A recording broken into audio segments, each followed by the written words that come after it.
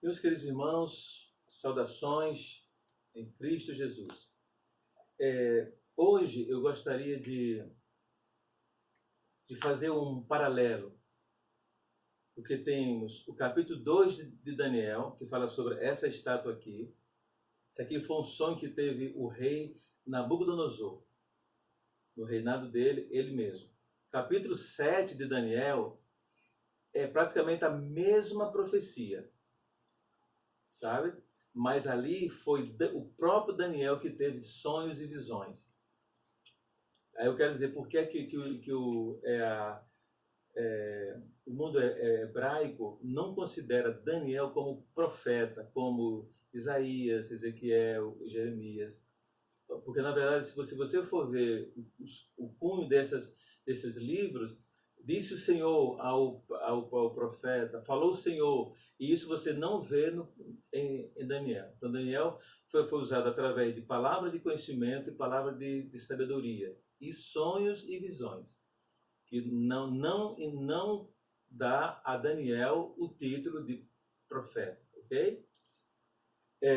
O capítulo 2 eu já falei no áudio passado.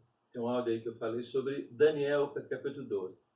Mas se nós olharmos para Daniel, capítulo 7, praticamente a mesma profecia. Só que Daniel 7 aparece lá animais. Aqui é metais e lá é animais. Aqui são metais, olha. O primeiro metal, o segundo metal, o terceiro metal e o quarto metal. Ok? Em Daniel 7 é animais. Ele estava vendo e disse que estava olhando, né? O próprio texto fala. Ele disse, falou Daniel e disse, eu estava olhando durante a minha visão da noite, e eis que os quatro ventos do céu agitavam o mar grande.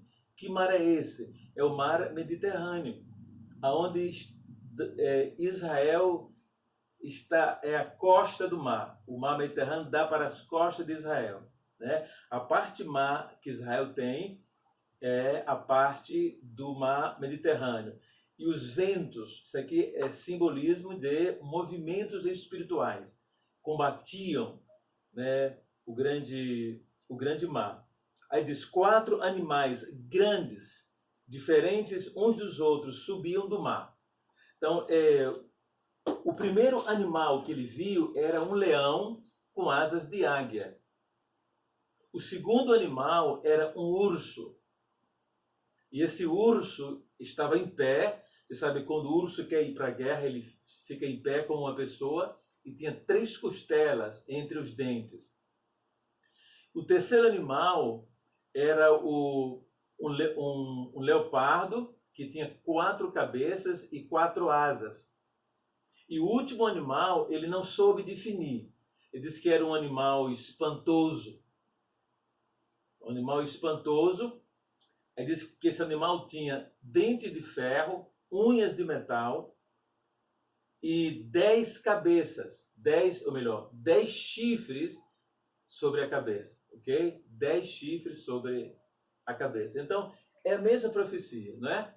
Leão, águia. O leão é o rei dos animais. A águia é a rainha das aves, na verdade. O urso é o segundo animal mais poderoso que existe. O leopardo tem a sua valentia, mas aqui é pela sua velocidade, né? E determinação. Aí fala sobre o Império Grego, que seria dividido em 4 cabeças, seria dividido em 4 imperadores, né? O Império Grego, a gente sabe que ele foi dividido depois que Alexandre morreu, foi dividido para os seus 4 generais e cada um ficou com um pedaço do mundo. Aí depois o Império Romano vence o Império Grego e estabelece, né, essa ditadura terrível, né, que era de ferro. Por isso que o animal tinha dentes de ferro, unhas de bronze, né, que simbolizam o Império Grego, e tinha 10 chifres sobre a cabeça, né? E cada chifre tinha um diadema, uma coroa, mas Daniel não soube definir qual era o significado. Ou que animal era esse? Só que a gente sabe que o Império Babilônico, ele é comparado em várias profecias, principalmente o livro de Jeremias, a um leão e também a uma águia. Aí fala sobre o poder de presa que esses animais têm. Uma vez que eles pegam, dificilmente eles largam. E a águia do mesmo jeito. Também fala sobre a supremacia do Império Babilônico. Depois dele veio o Império de Urso, né, como se fosse um urso. Isso aí você fala sobre a natureza desses impérios. Você sabe que o rei Nabucodonosor se transformou em um animal. No capítulo 4 de Daniel, ele mesmo conta o que aconteceu com ele na vida dele, de uma profecia que Daniel havia dito, ou ele mesmo havia tido, e Daniel interpreta. Não é? O Império Urso é o Império Medo-Persa, não é? Tem um lado maior do que o outro, não é? Um lado maior e o lado menor. Os Medos e os Persas. Na estátua eram os 2 braços e os 2 peitos. O bronze, que aqui é o bronze, em Daniel 7, é o leopardo. E esse leopardo, ele tinha 4 cabeças e ele tinha 4 asas. Aí fala sobre a velocidade que o Império Grego dominou o mundo inteiro. Alexandre o Grande só tinha 33 anos, como todo mundo estava aos seus pés.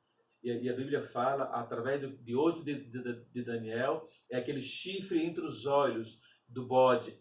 Ali é Alexandre o Grande. Aí fala sobre o carneiro. Lembra que um carneiro invade, ele vem como voando? Ali são os medos e os persas. O chifre grande e o chifre pequeno, medo e persa.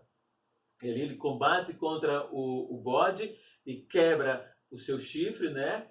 Ou seja o seu chifre se quebra, né? Porque Alexandre não é vencido, mas aí no lugar daquele chifre que significa poder, nasce 4 chifres, são os 4 generais de Alexandre. E o menor chifre cresce maior do que outro. Aí é, né, uma referenda ao Antíoco Epifânio, né? Um assunto muito interessante que trouxe muito problema para o povo de Israel. Então aqui é para que você tenha uma ideia. Agora, veja bem, você vê, começa em ouro e termina em barro. Isso aqui você vê que fala sobre o caráter da política do mundo. O caráter da política, entendeu? Tinham a sua pureza e foi deteriorando-se até chegar no barro. Quer dizer, um barro contaminado, um barro de oleiro, como diz aqui o texto. Que é como se fosse um barro apodrecido. Aí os animais, do mesmo jeito, começa com leão, águia, passa para o urso, olha, né, debilita, né, vamos dizer assim, os animais começam a se inferiorizar-se, na verdade, leão, águia, aí vem urso, aí vem leopardo, aí vem um animal espantoso, e aí vem os 10 chifres, que são os 10 dedos da estátua. É uma mesma profecia, porque você veja que a política do mundo, ela não melhora. Não há futuro para a nossa política. Não há futuro nenhum. O Senhor tem mostrado através do tempo dos gentios. Começou lá no ouro e termina no ferro. Só que aqui você vê a pureza do ouro, aí termina no ferro, vai se endurecendo, ou seja, vai se tornando mais imoral, vai se tornando mais perverso, mais cruel, ok? E muitos dizem que isso é democracia. Democracia, eles não sabem nem o que é democracia, que é algo que aconteceu no Império dos Gregos, não é? Que Deus nos abençoe no nome de Jesus.